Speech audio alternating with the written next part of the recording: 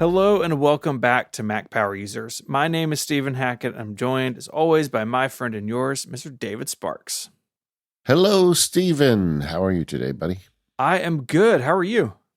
I'm still recovering. I got some kind of cough thing going on, and I'm worried because I'm going on vacation next week. But I went to the doctor. I got drugs. I'm not going to be responsible for anything I say today, and I'm going to be riding this cough button. Yeah. No, I got you. Because today we're doing something cool. A little housekeeping first, though. Our next episode, we're going to be talking all about the iOS 26, Mac OS 26, Vision OS 26. Man, I'm so glad they aligned the numbers. It's made my life so much easier. I think we need a universal term for it, though, like the 26 operating systems or something like that, But we're going to be covering our experiences using the betas and what's working, what's not, new features we particularly like. So we're going to be talking about OS 26. You're right. Now we need a more combined name. And today on Mac Power Users, we're talking about Ubiquiti and their line of Unify home networking products. This has been a highly requested episode, so we're doing this today.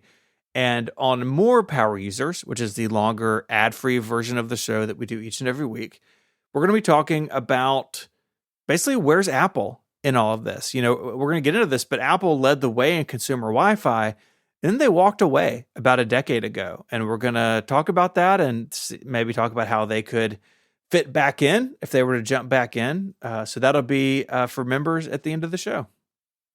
Yeah. And, this whole episode to me is I am the skeptic of this episode because maybe I should just start. I want to tell you what I'm doing with Wi-Fi right now and connectivity because I'm fine, buddy. I went and audited the house over the weekend knowing this was coming up.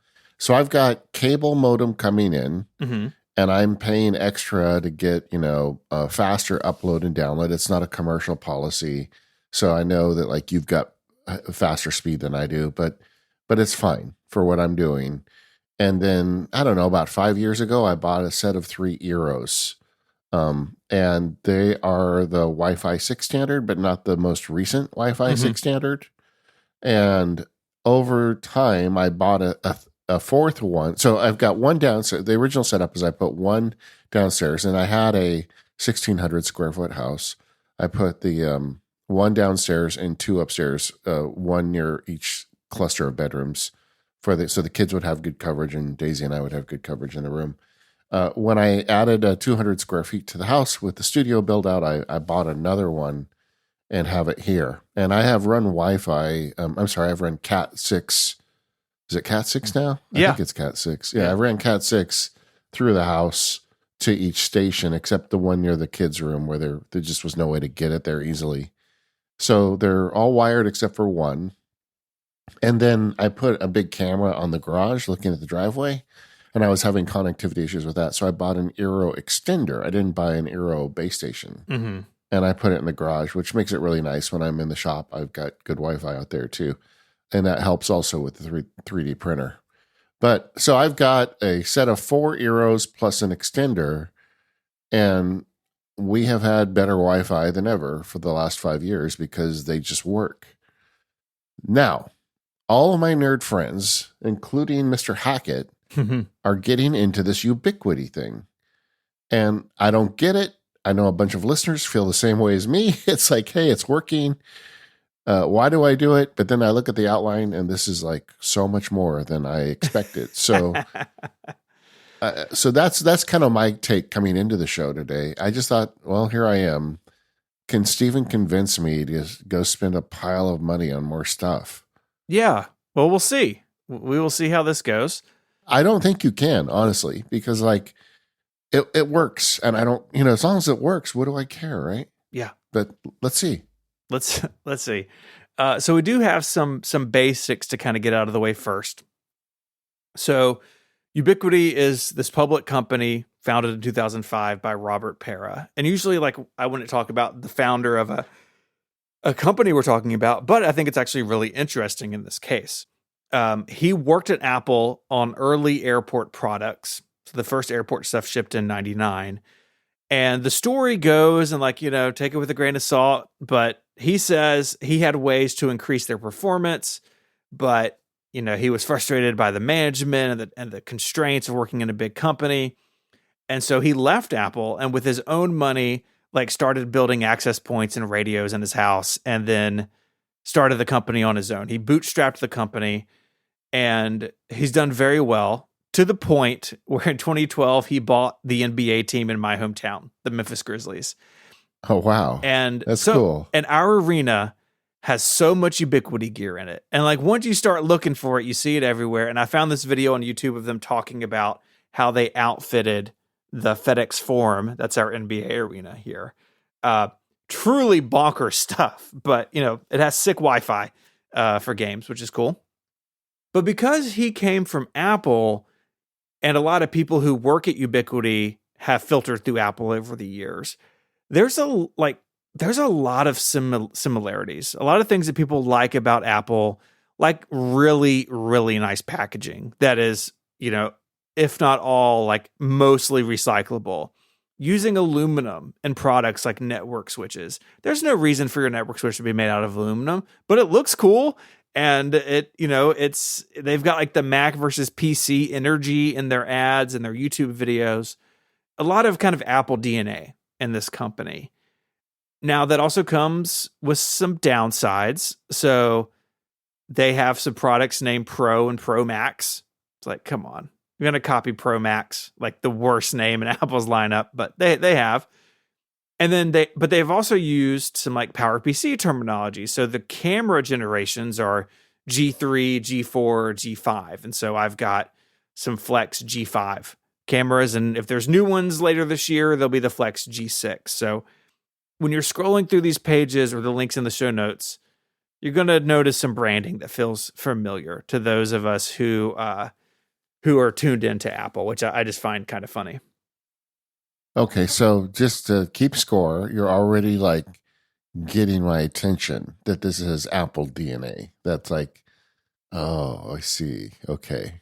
Yeah, and we'll talk some more about that. I've got like a pros and cons list at the end of the outline, and so we're going to circle back to some of this. Ubiquiti is the company. Unify is the brand, like the brand for all the equipment we're talking about. I will probably use those terms interchangeably during this episode. Ubiquiti has other product lines outside of Unify, but Unify is the main thing, and everything that you would use as a home user or a prosumer or even a small, medium, large business is all kind of under the Unify category. So again, Ubiquiti and Unify, it's a company and then a line of products, but I'm probably going to use them interchangeably because most people do. So the first thing I wanted to say is I thought this was just Wi-Fi stuff, but it's a whole line of gear, right? It is. We've got networking gear, we've got cameras, we have security stuff. And there's a bunch of things I'm not even talking about. Like they have a series of IP phones and EV chargers that, tie into the network and you can control remotely and all those things. But I think they're definitely most well known for their Wi-Fi, for their access points you can put in a home or a business. That's where they started. That's still, I think, the main thing that they're focused on. But they have built out a bunch of other IT capabilities, kind of extending from there, if that makes sense.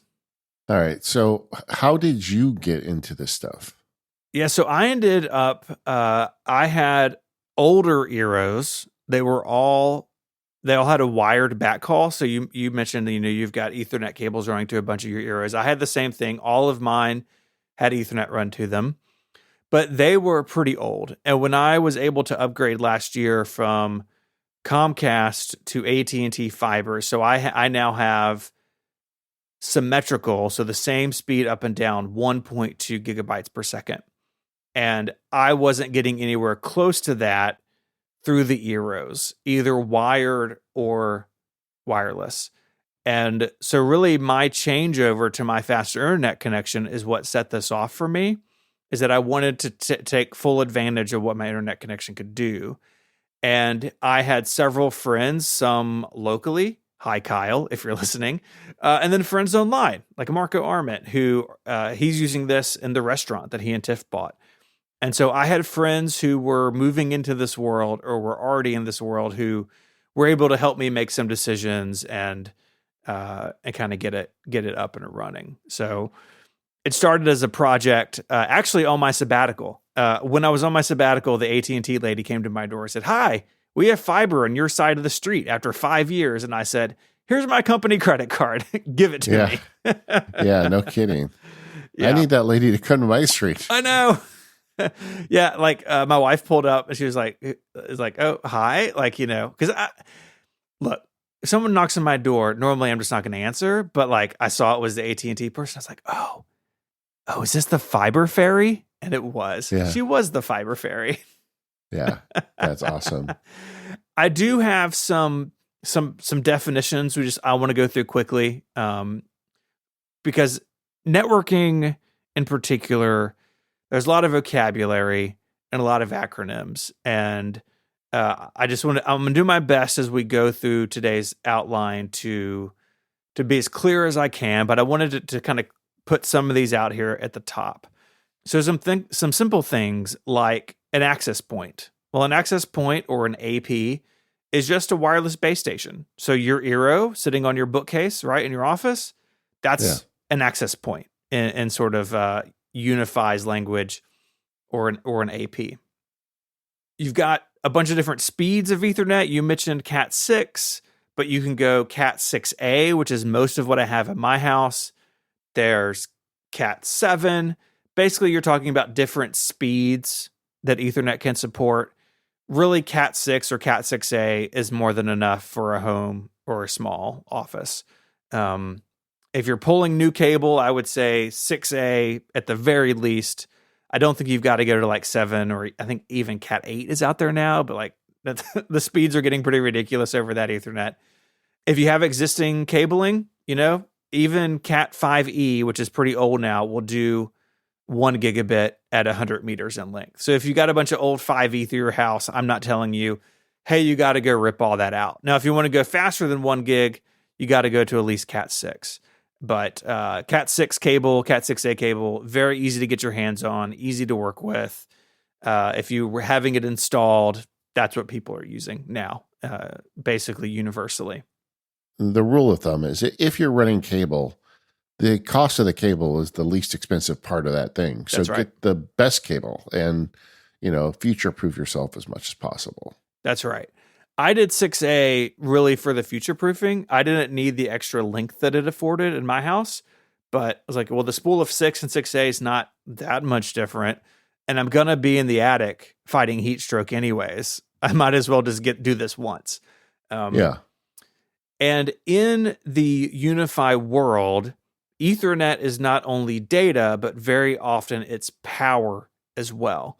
So if you've heard the term PoE or power over Ethernet, what that means is the switch that the network cable is plugged into provides power, at least 15 watts, but PoE Plus and PoE Plus Plus offer even more power. And so that means that your wireless base station, right? So the one that I have hanging here in my office, there's not a power cord running to it. It's just an Ethernet cable. And that allows you to install these things in places that would be hard to reach with power if you're mounting them in a ceiling or above a ceiling or, in a closet or something where, I could get a network cable to it, but gosh, to get power, I've got to run an extension cord and do all this and that and the other. PoE just lets you avoid all that stuff. Nice. And something I guess we should tell the audience is, I don't know, was it about a year or two ago, you started sending me pictures of you trenching your backyard. So like you got serious about this job.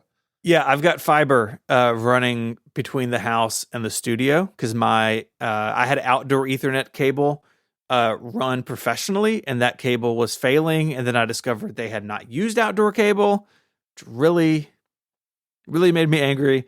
So I buried fiber between my house and my studio.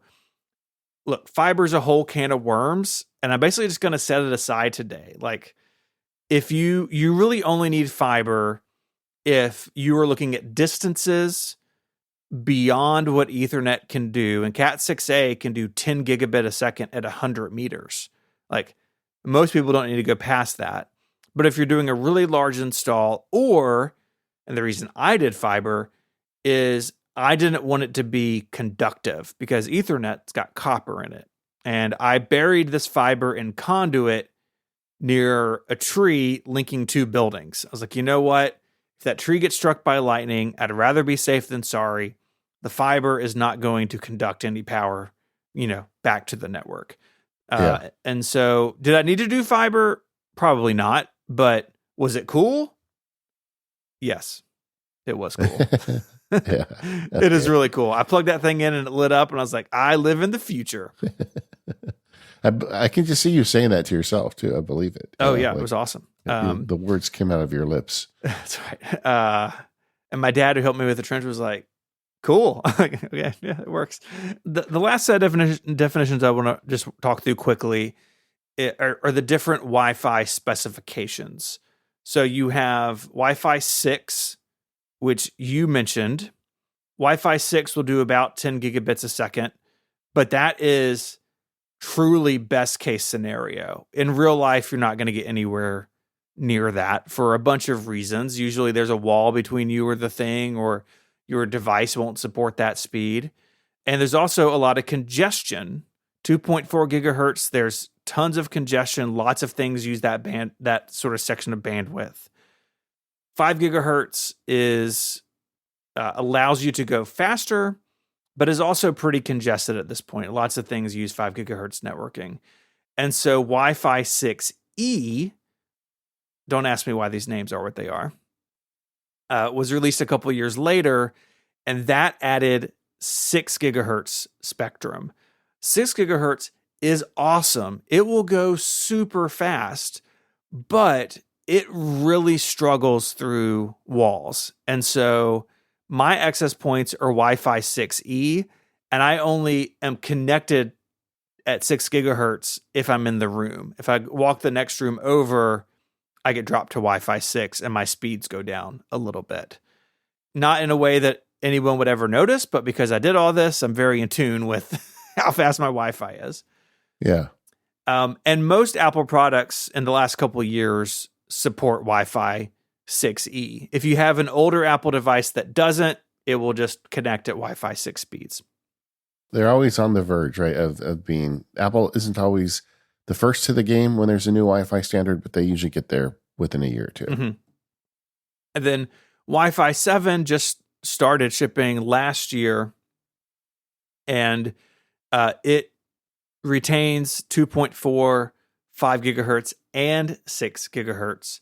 But what it does is it makes the channel connection wider so you can go even faster. But again, Wi-Fi 7 really struggles through walls, so you're going to end up back on 6E or back on 6, kind of depending on where you are in relation to your access point. And it requires a Wi-Fi 7 device, and those are not shipping really all that widely at this point. In fact, I'm going to have a link in the show notes to the Wi-Fi specifications for Apple devices, and so you can see what is offered where. But it's just the iPhone 16 line that support Wi-Fi 7. If you got anything older, basically it's 6E. So again, if you're doing this, you could think about what to do in the future. Now this has been a while now, and from everything I've heard, it is better. But I did initially start with Wi-Fi 7 access points, and I had a lot of trouble with them, and so I swapped them out for 6E. I think that's behind Unify now. Like, I bought them; they had only been shipping a few months, and there were just some bugs to work out. But I've heard good things about the Wi-Fi 7 since then. This episode of Mac Power Users is brought to you by 1Password. Go to 1password.com/MPU to learn more and sign up for a free trial. 1Password is the app that I use to keep all of my secure information just that, secure. So bank accounts, passwords, secure notes, sensitive attachments, all of that I keep stored in 1Password. I use it both at work and at home. I can share vaults with the people in my life really easily. But 1Password is also making it easier for those of us at work. So they just recently announced a bunch of cool integration with AWS, including an integration between 1Password and AWS Secrets Manager to make it faster and easier to seek secrets across environments, all from within the 1Password app. AWS helps modern enterprises close security blind spots, and 1Password is there hand in hand to make it easy. But you don't have to be a big fancy company to enjoy what it can give you. Like I said, I'm using it at home and at work. So I share a vault with my coworkers at Relay. I can easily manage who has access to what. And at home, I'm using 1Password for families with my spouse. And so we have our own passwords for things we don't share, but then there's a shared vault for things that we do. So we can both get into all of our joint accounts. It's all really easy to manage and set up. And of course, because it's 1Password, it works great on any device I'm using. So go to 1password.com/MPU to learn more and to sign up for a free 30-day trial. And when you do, you'll get 20% off. Once again, that's 1password.com/MPU. Our thanks to 1Password for their ongoing support of the show. All right, so what's next? Yeah, so let's get into some specific Unify stuff. I want to start with like the sort of central networking gear. And this is where you run into some branding stuff. What Ubiquiti calls their routers, they call them cloud gateways. I don't know why they just don't call them routers, but that's the same thing. Sounds more magical. It does sound more magical. And if you go to that page in the show notes, you will see there are lots of options for cloud gateways. And I will say I'm putting the US store in the show notes. These things vary around the world where you are based on, like I know Canada was kind of late to Wi-Fi 6E approval. And so just, this will vary around the world, but we live in the States, and so that's what we had access to. With all of these product lines, there are things to consider. And their website lets you filter through a bunch of different things. So the first thing to consider, I think, is the speed of your internet service provider and how much of that speed do you want to pass through to your internal devices. For most people, you're not going to go faster than 1 gigabit a second anywhere. But if you're fortunate enough, like I proved to be last year, I did want to pass the full 1.2 gigabit per second through to my key devices. And so I needed a cloud gateway that supported that speed both on the WAN side, so the wide area network, the internet service provider side, and on the local area network side, because I wanted to take full advantage of that. Yeah, like even your switches and things. Anything that gets below your maximum bandwidth is a problem. Mm-hmm. That's right. Because you basically you're trying to avoid bottlenecking, if that makes sense. Yeah.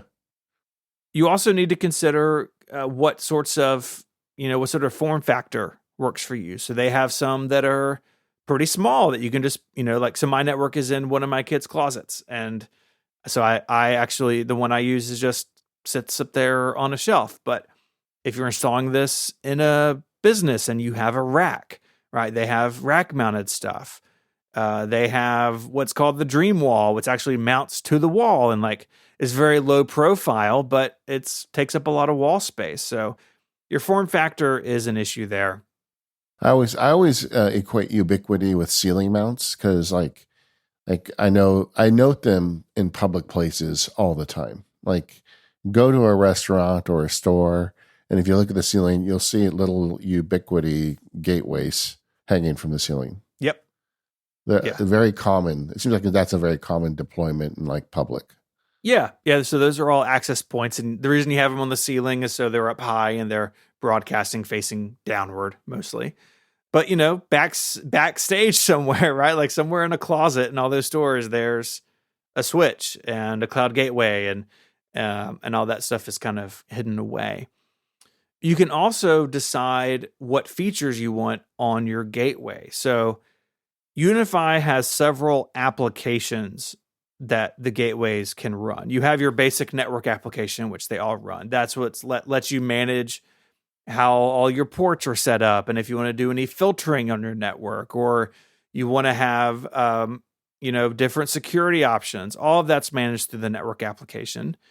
But you can also use your gateway as a Wi-Fi access point itself. So some like the newer Dream routers, they are the router, but they also have Wi-Fi antennas. So maybe if you're in an apartment and you just need one access point, you can kind of get it all in one thing and not deal with a separate access point or a separate switch. And then also some of them can support camera recording. So we're going to talk about camera recording in a little while. And you can do that either on a separate like network video recorder, or you could do it on your gateway. So you can kind of think about what you want to have set up, how you want to do it, how integrated you want your gateway to be. And in some cases, it's awesome if it's all just together in one. And in other situations, you may want your gateway separate from your switch, separate from your Wi-Fi access point, separate from your NVR, just kind of depending on what you need. And the control you get in the network app, just as a sidebar, really is incredible. I mean, I just pulled mine up as we're talking, and I can see everything from my system uptime to the traffic. It has this great thing where you can see what devices on your network in real time are what they're doing in terms of the amount of traffic and the speed they're working at. I can see that our living room access point, it does the majority of the traffic because it's in the center of the house, and that's where most of us are all the time. As in contrast to my office access point, it doesn't do very much traffic because I'm wired into Ethernet on my computer. So really the only things out here connected over Wi-Fi are, some phones and iPads and stuff. And this is great because, I mean, it's just fun to see, but it's also really easy to troubleshoot something. So if you're seeing what is going on with my network, and you look at your homepage and you say, oh gosh, Backblaze is running at 100 megabytes a second, and it's taking up a quarter of my of my upload or whatever, then you can go in there and go find Backblaze and pause it somewhere. So it gives you a lot of information so you can make decisions about what's going on. And if I wanted to say, hey, I'm on a slower network with my internet service provider, and Zoom and Teams are really struggling to connect. Well, you can go in here and just a few clicks, set up quality of service, which is very common in high-end networking, but usually kind of hard to configure. And one thing that's really nice about Unify is it makes it really easy to turn that on. And so I can tell my network, Zoom, Teams, FaceTime, whatever, if you sense that, if we're connecting to that, that gets priority. And my kid's streaming Netflix, we're gonna slow that down. So my work call is as clear as can be. And it just gives you a bunch of these tools in a really nice interface that you can manage from the web or manage from your phone in the network app. And it's giving you a lot of power that previous to systems like this were basically locked away to IT professionals. And like, oh yeah, I can do it, but I got to do it in the command line or something. No, like they have a beautiful interface that's really easy to understand, and you can kind of see exactly what's going on and make decisions and change things over time. Well, and I guess that's the question. One of the questions I have is, my understanding of Ubiquiti is it really gives you like commercial grade controls even in your home environment, and you're coming from Eero. So maybe one question I'd have for you is, how does that compare to Eero's controls? Because Eero does give you some of that, but yeah, it's all in the iPhone app. It's not, as far as I know, addressable off the web. Yeah. Eero does give you some of these things. But Eero, where it and Netgear and others, where they sort of they're really geared towards, hey, I'm a consumer user. I just want to flip a few switches and let you handle it. For instance, Eero gives you, as far as I know, very little control, if any, over how strong your radio signal is from your access points, right? They kind of figure that out for you, which is part of the magic of Eero, right? Like, this is me not downplaying Eero or other people in the market. But one thing you can do in the unified dashboard is, hey, these two access points, maybe they're kind of too close together. You can see like it has a bunch of radio information, and it will make suggestions of like, hey, let's turn the power down on this particular access point. Or a situation that I actually had one too many access points initially, because when I first set it up, I just put an access point everywhere an Eero was, because I already had Ethernet there, run through the attic into these rooms. And I was having issues with the iPhones in particular not moving between access points. So having the information about, okay, like you have a lot of overlap here. I turned off that access point, and suddenly I could roam from one end of the house to the other, and it wouldn't try to be like holding on to an access point that was far away. And so it gives you that information, and their support's really good, and their community is really good to help you fine tune things. You know, Eero and others work by magic, but if that doesn't work for you, you don't have a lot of recourse in terms of fine tuning.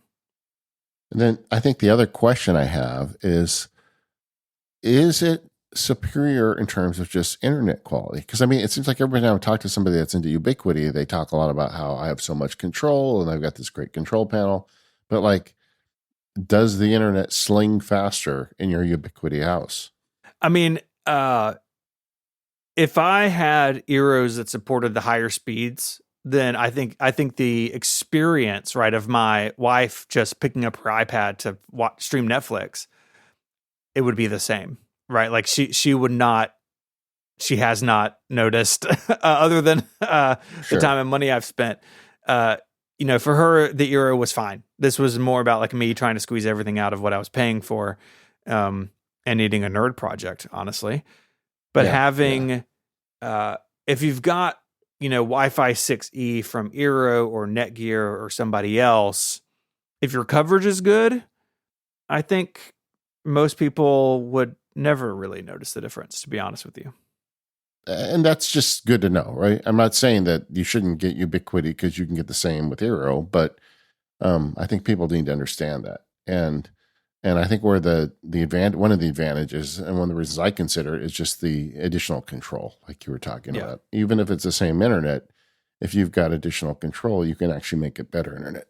Right. So an example for me, because I've got kids in the house, is filtering. And Eero and others offer, you know, filtering. You can say, you know, I don't want this or that, or in Eero, you like add devices to groups, and then you have, okay, well, this group is like family safe internet, and these other devices can do whatever they want. But if you need to fine tune it, you've got a couple of options, but not a ton. In the Unify Network app, you can do that sort of broad filtering, but then there's also just a text filtering, like block these addresses, right? And so I was able to go in there and I can tweak that over time as I feel as necessary. Nothing I couldn't do elsewhere, right? Or I could do with, Circle, or like there's other solutions out there for filtering internet with kids in the house. But having it being built into what I'm already doing works really well for me. And so I've been happy to have that all kind of in one consolidated place. So what's the gear you need when you start setting up? I mean, what do you need to buy? Yeah, so you need a cloud gateway. You need something that takes the internet from your internet service provider. Cloud gateway, and then it kind of depends on what you're doing. So for me, I have a lot of wired devices, the Mac Mini, the Apple TV, a bunch of stuff in my office. And so the next level was, do I need any switches? So a switch just takes one connection, so one Ethernet cable or one fiber connection. It gives you multiple ports downstream from there. And again, you've got a bunch of things to consider. Again, form factor. Do I want this to sit under a desk? Do I gonna put it in a rack? Do I need it to be as small as possible? The speed. So again, I'm trying to go faster than 1 gigabit. So any ports between my laptop and the internet need to support faster than 1 gigabit. So I've opted for 2.5 gig switching where possible. So the switches I use have a bunch of gigabit ports, and they have a handful of 2.5 gig ports, and that lets my network be faster than my internet connection, so I'm not forming a bottleneck. And then I think the last thing to consider is, do I need power over Ethernet? Am I running any cameras or a doorbell or access points off of this switch? And so then I need to look at, okay, what are the power requirements I need? Does this particular switch, what power can it provide across its ports? One thing that I like about UniFi is several of their switches, you can actually pick a different size power supply. So if you don't need like the maximum power it can put out, you can opt for the smaller power supply. Or if your needs change over time, you can just buy I think their big power supply on some of their switches like 210 watts. It's huge, like the size of a sandwich. That's a lot of juice. But if you're doing a lot of access points or a lot of cameras, you may need that additional power. And what's great, I think, in particular about UniFi switches is they have some really cheap options. And so they've got these little, they call them flex, these little like flex switches. The flex mini switch, it's 5 ports.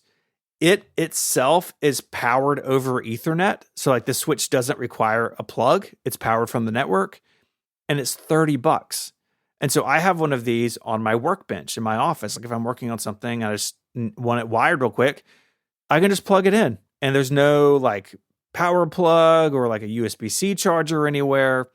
It's just powered from the network. And so you've got a lot of options. And yes, you could spend a lot of money on a switch, but most people don't need to. Most people can get by with a switch that's $50, $100, $150 and be just fine. Yeah, and I think that's just kind of one of the things that comes with UniFi and Ubiquiti is, they make stuff for stadiums. So when you go to the website and you see a $3,000 switch, that's okay. That's not for you. I mean, if you're considering this stuff, don't get hung up on the fact that they sell super high-end equipment that you don't need. One of the things, this isn't in the outline, but it's been kind of weighing on me personally, is I've been growing up my network. When I added the studio, I had to buy some additional switches when I got the increased speed, because we got 2 gigabytes now with our internet. So I had to buy 2.5 gig switches to get that speed over the cable line.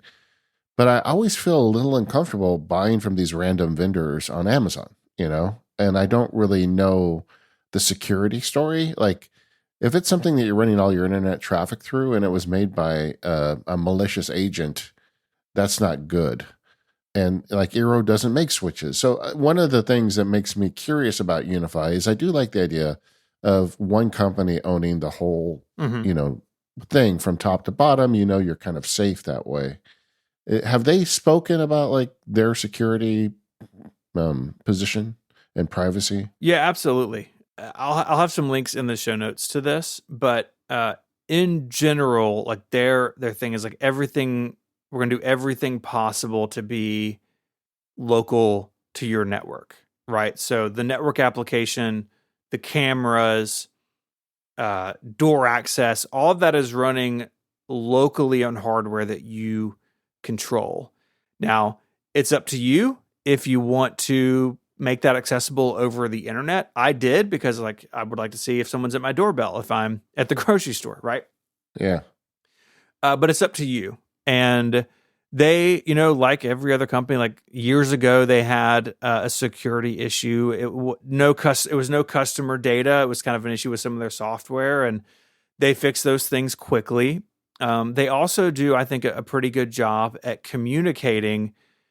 Hey, we, in this update, we're fixing this and this that was a potential security thing, because a lot of their customers are enterprise, right? Like big companies that are running office buildings or stadiums or something on this. And so having that communication is something that's expected in those areas. And so having that as an end user is something that's just not really a thing when it comes to like Eero or Netgear or other things. Like you see maybe what they patched in their software updates, but they're not telling you in advance. They're not disclosing things. They don't have a bounty program to deal with bugs. So because Unify is a professionally used system, you gain a lot of that benefit being an end user as well. So we've talked about gateways and switches. I do want to talk about access points. So we mentioned Wi-Fi 6, 6E7. You kind of got to decide what speeds you want to go. There's a lot of overlap currently in their AP lineup. I think it's honestly a little confusing in places. So I think it's, again, a matter of how fast you want to go, the form factor you want. Are you going to mount these in the ceiling? Like mine are all mounted in the ceiling. Are you going to mount it in a wall? Do you just want something sitting on your desk? Do you need it to be weatherproof? So I have an access point that I added in my garage. And the one I used is weather resistant because my garage isn't heated or cooled, right? It's basically the temperature inside the garage. And so I wanted to make sure that thing could hold up. That's kind of cool that you got that option. I have to admit, that's kind of cool. Yeah, I think it is too. And you also have options around coverage. So they have some that are more geared towards like, hey, these are really like long range access points. They might be slower, but you get more range out of them. And that's where the Unify design system really comes in handy, their design center, where you can go in here and provide either the amount of square footage you're covering, or if you have a floor plan, upload a floor plan, and you can tell it, hey, this is a home or a school or whatever. And then you can say, hey, it's easy for me to add an access point here and here, and I want to put a camera here. What is my coverage going to look like? And it will map it out. You tell it what kind of construction it is. And it takes some time, but it means that you can make decisions about purchasing before you actually put the money down. So you can go in there and change, like what would my access points or what would my coverage look like with the U7 Pro, which is a Wi-Fi 7 access point, versus the U6E, which is what I use, which is the Wi-Fi 6E version of it. Like, what would that coverage look like? What kind of views are my cameras going to have? And so you can see how it's going to work before you start in on an install yourself. And that is really useful. I can see why you got sucked into this, man, because just looking through the website, it's like, yeah, that'd be cool. So it's very component based. It's like the old days of building your own PC, right? Oh, you yeah. gotta get all the pieces and absolutely. Like, I'm pretty sure I don't need an E7 campus No. hotspot. I probably don't need that, but why not? Wouldn't that be awesome if I had one?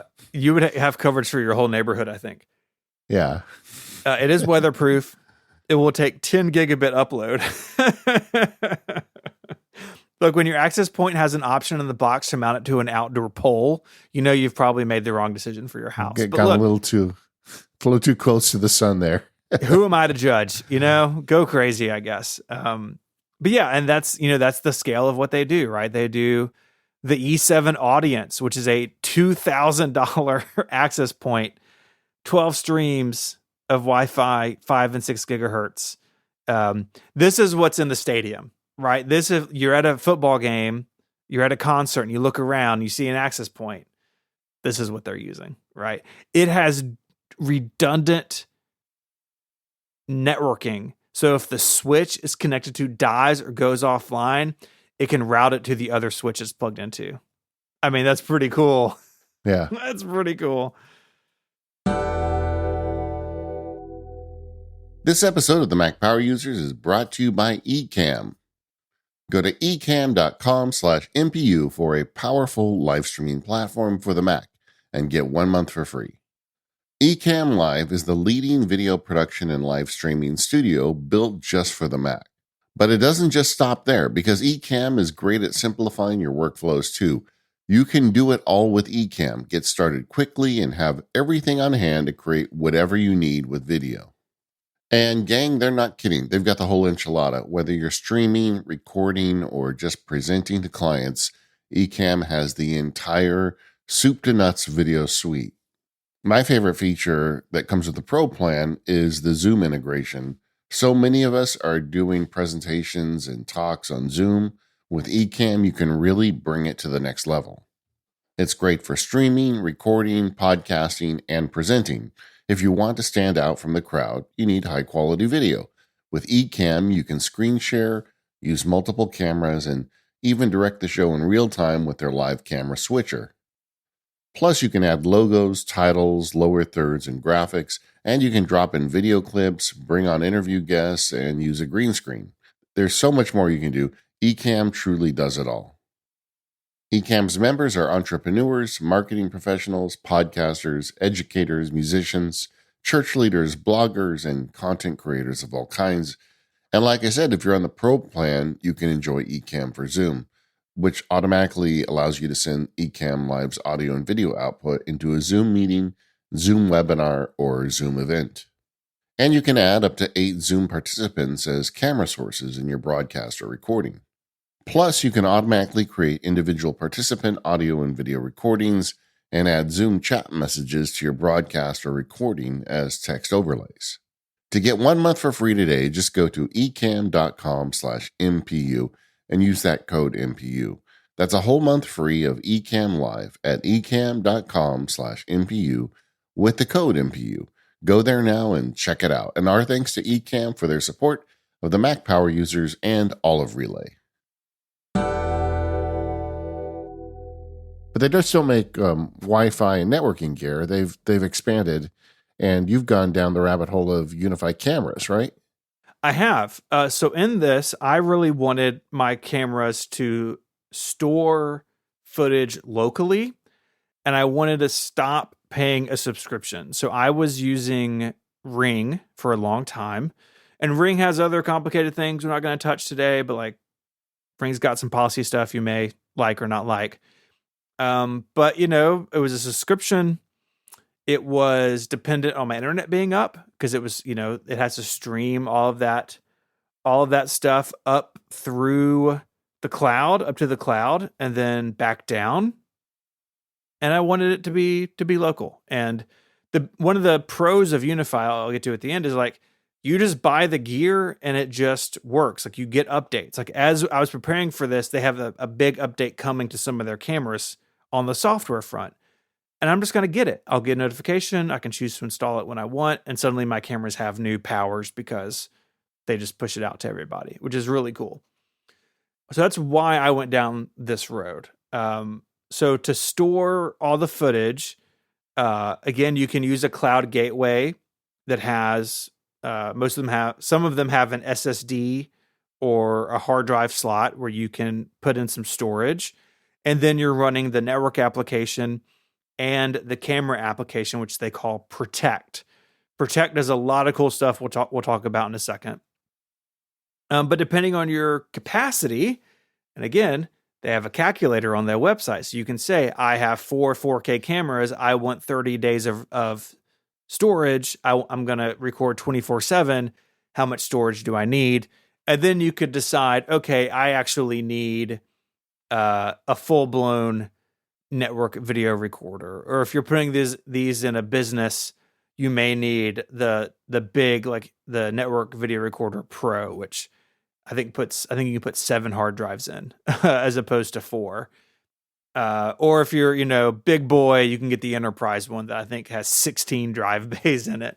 And so you can manage how much storage you have and that sort of thing. I use the Network Video Recorder. I've got 4 hard drives in it, and I have I think 60 days of storage. Yeah.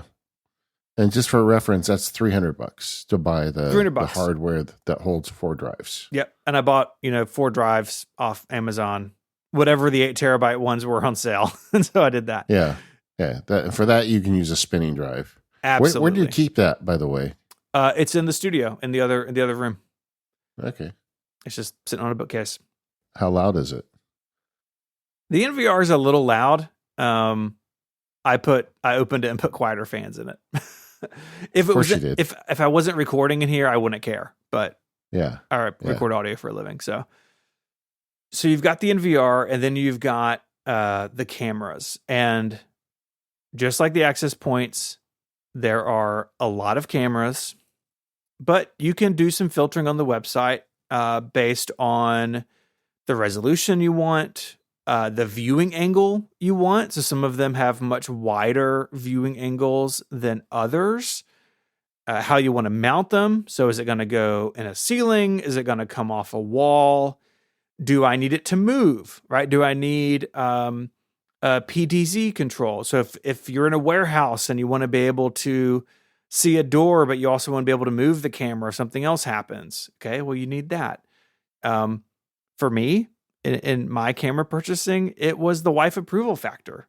I've got a couple on the outside of the house. Is like she wants them to be discreet, and so went with something a little bit smaller. Yeah, the one on top of my garage is not discreet. Yeah, I'll say that. And you know what? And sometimes that's the point, right? Sometimes you want the big thing. And look, their PTZ cameras are enormous. Like, it's hilarious. But if you're in that sort of setting, you can go for that. Most of these cameras are PoE, so they're powered from the Ethernet cable. So you've got to have networking to them. You got to have a switch that provides enough power over that cable. They do have a couple though that are Wi-Fi based. So one of the doorbells is Wi-Fi, and they have these little like kind of small cameras they just plug into like a USB-C power adapter. The power adapter's in the box, which is nice. Can't take that for granted these days.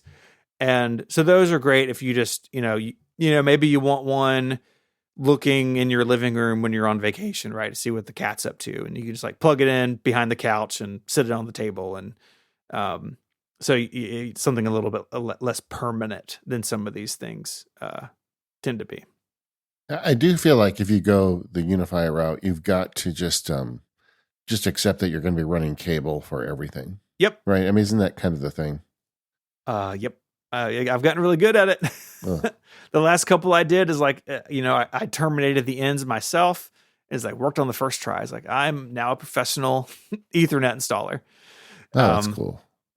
Yeah. So if I do this, you don't mind coming and staying with me to run cable, right? I'm on the hook for helping Casey Liss do it at his house. So this is my new side project. Yeah, your plan B. Mm-hmm. And then the thing we haven't talked about yet that all the Ubiquiti people can't stop talking about is the software. Yeah. I really like Unify Protect, the camera software.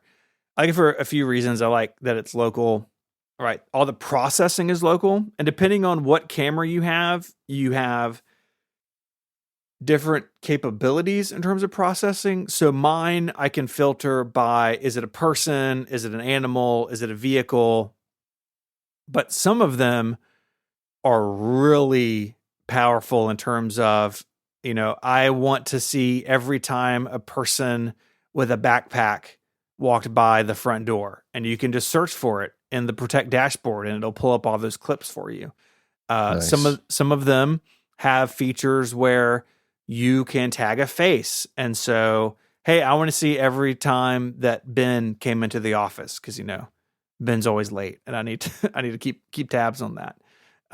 So lots of options around that, which is the searching. The searching is really powerful.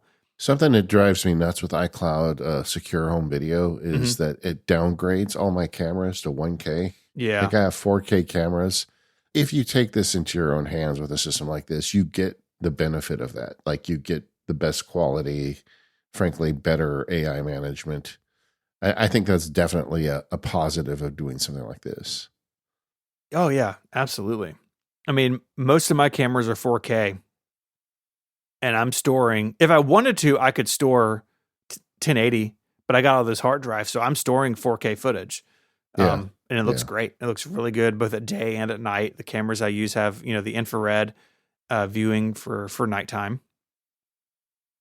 One of the things I really like in Protect is the privacy options. So say that you have a camera that's maybe in an office and you don't want to record what's going on the computer screen.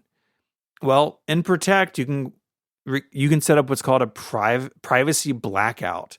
And basically you just draw a box around what you don't want it to record, and all it records in that part of the picture is black pixels. It's not an overlay that you could turn off. That data is not there. It is just black.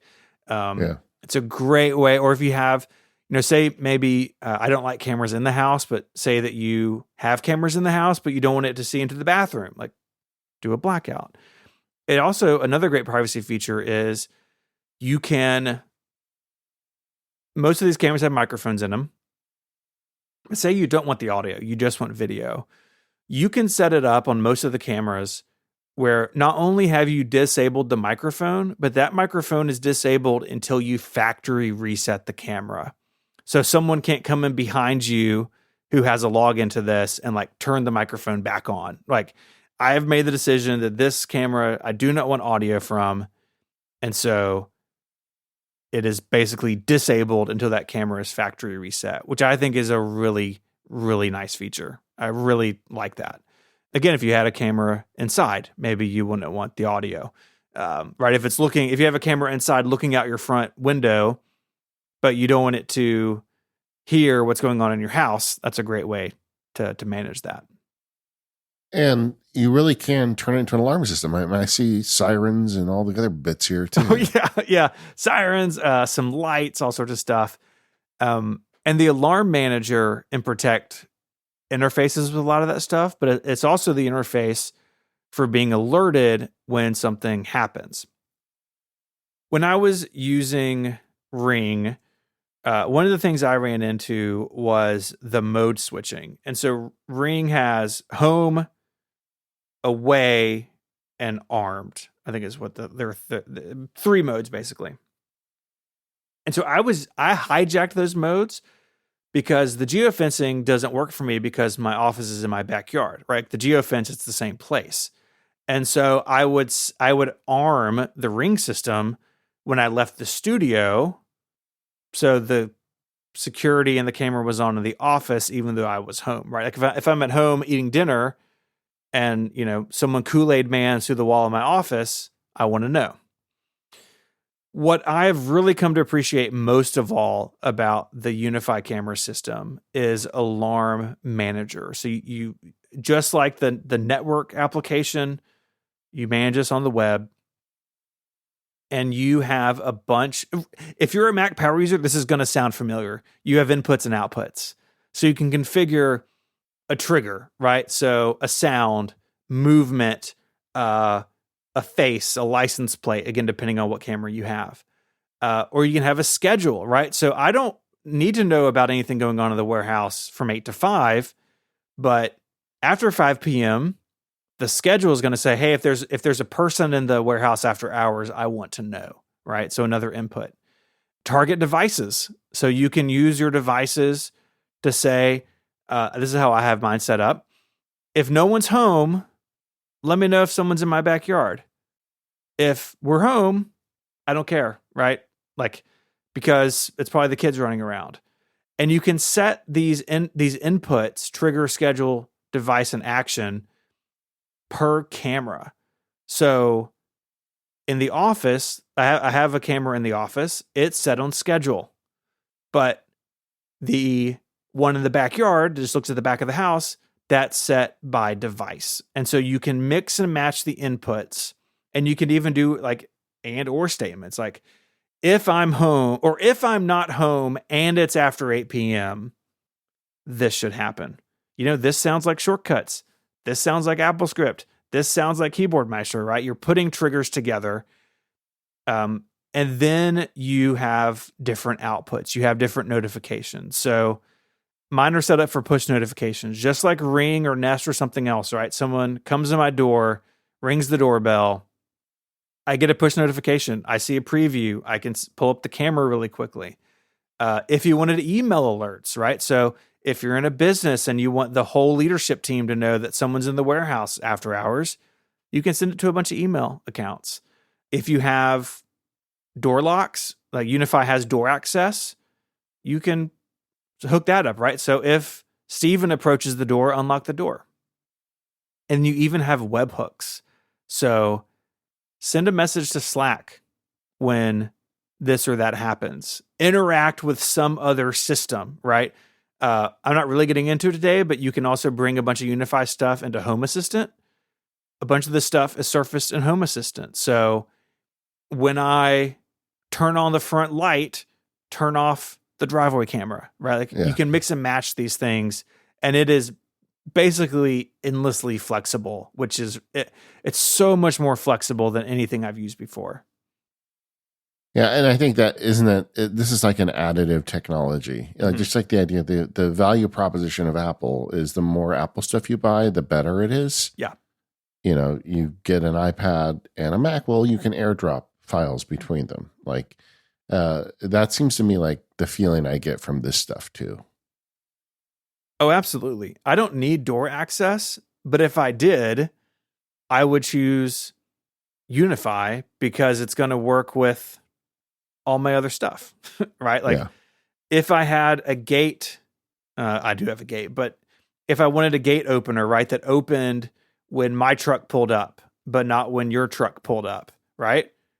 I could set that up. It all works together. And they really have done a really good job in the software of making that easy to do, right? It's a lot of stuff to manage. It's a lot of different buttons to flip if you want to really get into it, but it's all available to you. And like an alarm manager now in the new version, there's even like a test button, like, oh, did my webhook work? Well, I don't have to go walk into the warehouse after hours to see if it worked.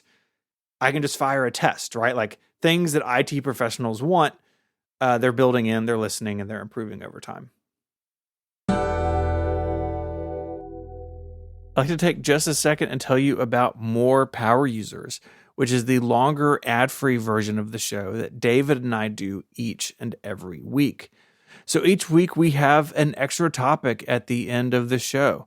This week we're talking all about Ubiquiti and the Unify family of networking products. And in More Power Users, David and I are going to get into why Apple left this behind. They shipped airport stuff for a long time. They were really a leader in consumer wireless, and then they walked away. So we're going to talk about what's going on with that, where we think they could fit in today if they were to reboot that product line. So you can learn more at the link in the show notes or go to relay.fm/MPU/join.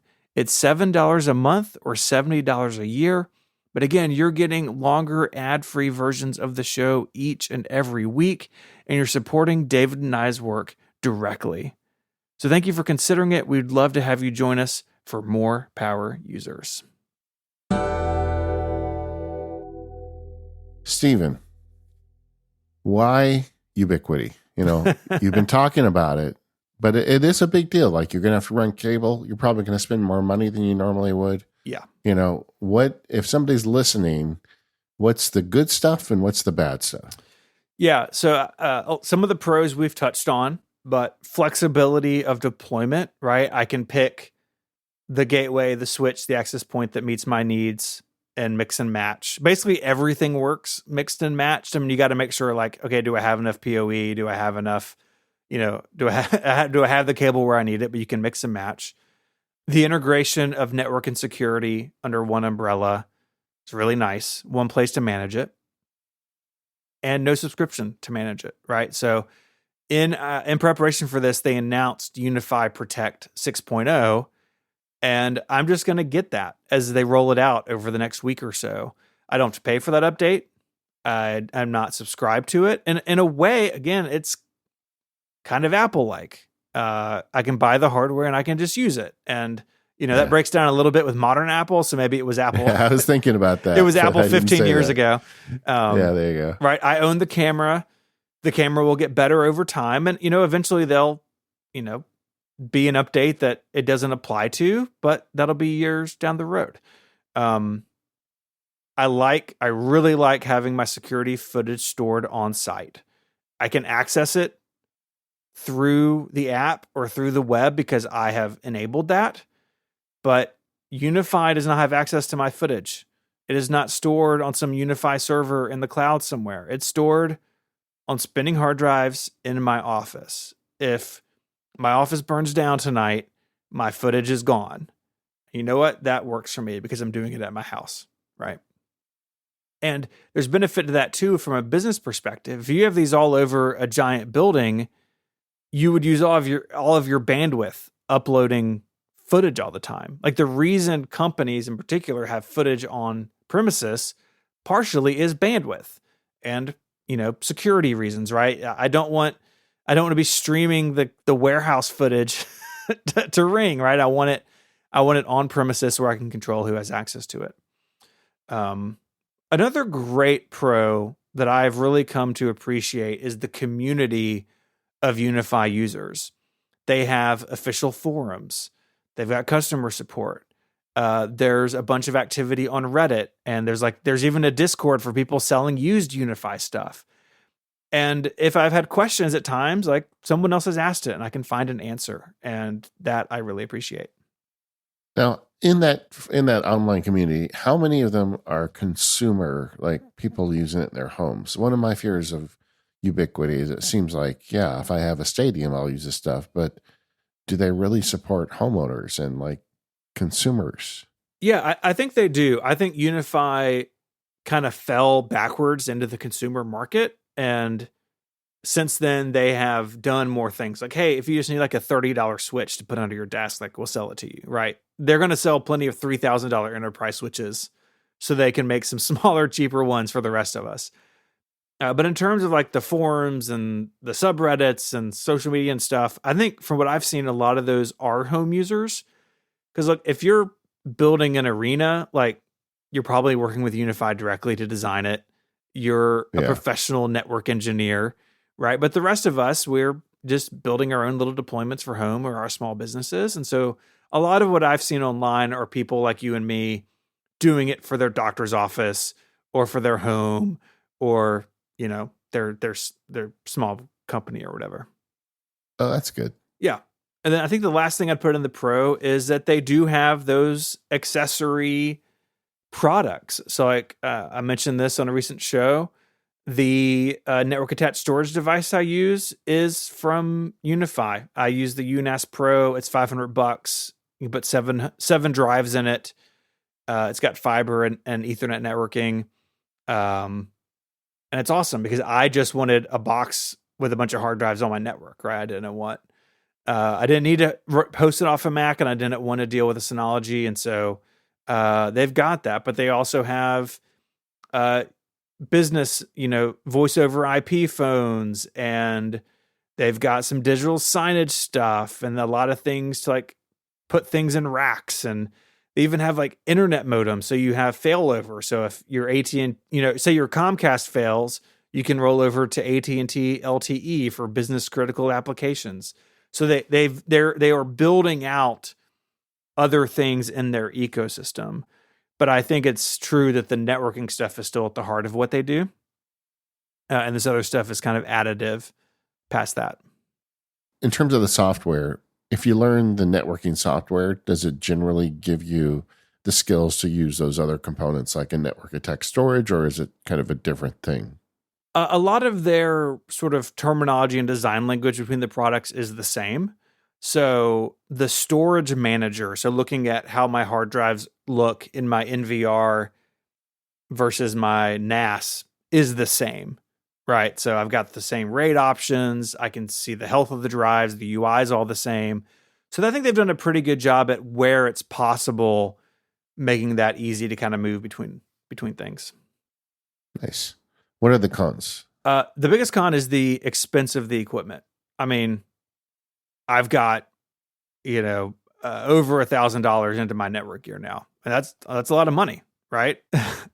Hard to justify for an end user. I actually expected you to say more than that because I'm thinking I've probably got close to $1,000 in my euros by the time, because I bought a set of 3 and then I added 2 more pieces to it. And those are a couple $100, I think, every time you buy an individual piece. Sure. I actually that surprises me. I thought you were going to say $2,000 or $3,000. Yeah. So my setup is the Cloud Gateway Fiber, which is $280. That's my gateway. I've got 2 Pro Max. There it is. Pro Max 16 PoE switches, one of the house, one of the studio. That's how I'm linking the fiber between the 2 buildings. Those are my pricey ones. Those are $400 each. The one in the house, almost every port is full. And the one in the studio, most of them are full. And I wanted 2.5 gig networking to critical things. So at my desk, my MacBook Pro is hooked up to a 2.5 gigabit port that goes through Ethernet, goes to fiber to the house, and then goes out my internet connection. So I am not bottlenecked at all at my desk. And look, I upload big files a lot at work. That was the point of this. All right, and we can agree Mary's probably not listening to this. Thankfully. Sounds to me like you're closer to a couple grand to get into this. I mean, so that's 400, two $400 switches, buddy. That's $800. Yeah. So maybe like 1,500 or something. I'm using a couple of G5 Flex cameras. They're $130 each. I may be closer to 2. And then I'm using the U6 Enterprise access point. So I have Wi-Fi 6E. I did pick up a couple of those used, so I saved some money there. And then I've got the NAS and the NVR. So yeah, I'm probably closer to 2K, but you don't have to be. Yeah. Well, and to me, the cameras are like extra, right? That's like a camera system is another thing from putting in a, Wi-Fi networking system. Yeah. Absolutely. It's actually not that bad. I mean, that's the thing that surprised me in prepping for the show is like, because I, like everyone, you're looking like, well, what would I buy? Mm-hmm. I'd probably buy the stuff Steven bought, Yeah, I don't even think you have to. Like the Cloud Gateway Max is cheaper and can meet your needs. Yeah, I don't have fiber. Yeah. Yeah, it's also 2.5 gig capable. Most people don't need the big switches I have. You could do the Flex 2.5 switch, which is $200 instead of $400. And again, you can mix and match the stuff over time. So if your needs grow, you don't have to buy the big switch because you might need it down the road, right? You can start with a smaller one and add the bigger one to the network app down the road if you need to, really easily. Yeah. Well, it's tempting, but my system is working. That's the thing. But at some point, it will not be working. 5 years turns to 10 years or whatever. The Eero system I have currently is not going to be the last system I ever own, hopefully. Right. Because then that means there's something probably with me, not the system. But yeah, I mean, I really like your enthusiasm for it. And there's never, the thing about Apple hardware was always that the software was so good that you could actually understand and run your network. And I don't get that from Eero. I mean, it's okay, but it's not like it used to be in the old days with the Apple stuff. And I'm definitely Ubiquiti curious. Yeah. Based on what you've told me. Yeah. And if you got someone that's working for you, especially at home, I don't think you've got to rush out and do this. Yeah.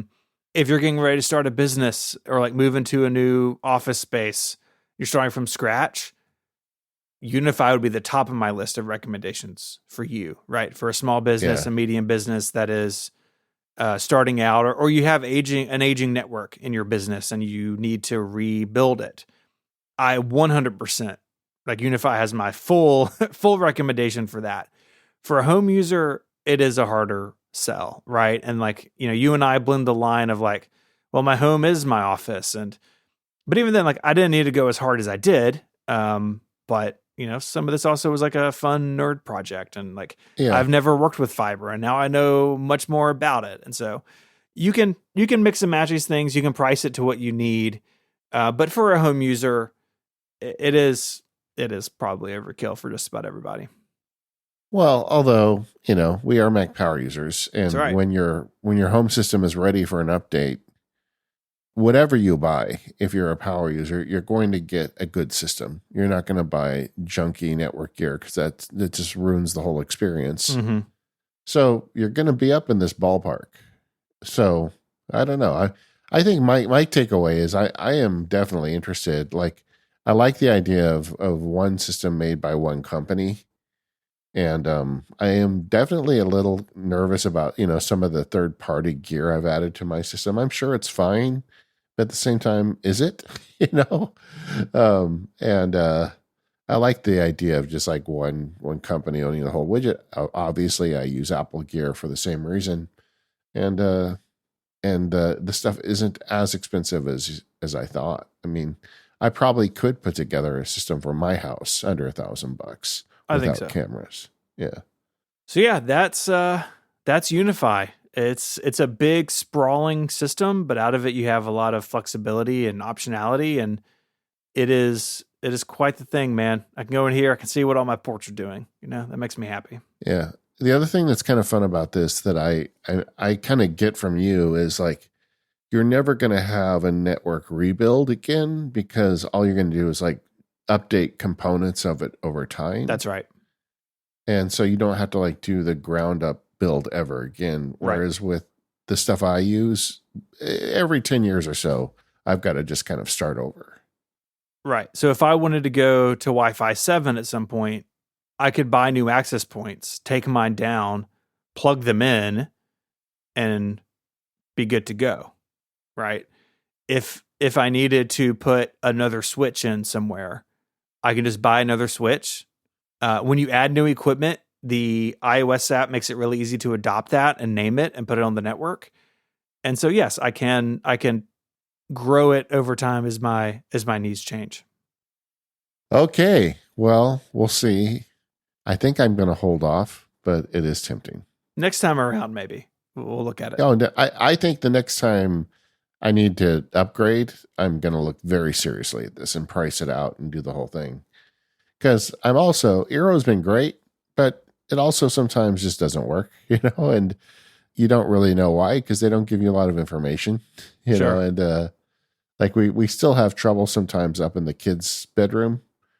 And I think I'll have to probably run cable up there, but that'd be part of this system too. If I was going to do this, I would be running more cable throughout the house. Yeah. All right. Well, we did it. We talked about Ubiquiti and Unify. I'm sure we'll have some people in the comments and the forums sounding off about how they love their Unify gear or how it's total overkill and you should never buy it. So that's always fun. We get it all. We're always willing to listen to you. And we have a feedback episode coming up. So if you're a big fan of this or have some other ideas, let us know. We'd love to include that as well. We are the Mac Power Users. You can find us at relay.fm/MPU, where you can leave feedback and sign up for membership for more power users. Well, what does more power user get you? It gets you the ad-free extended version of the show. Today, we're going to be talking about Apple networking gear and that. Thanks to our sponsors, 1Password and Ecamm, and we'll see you next time.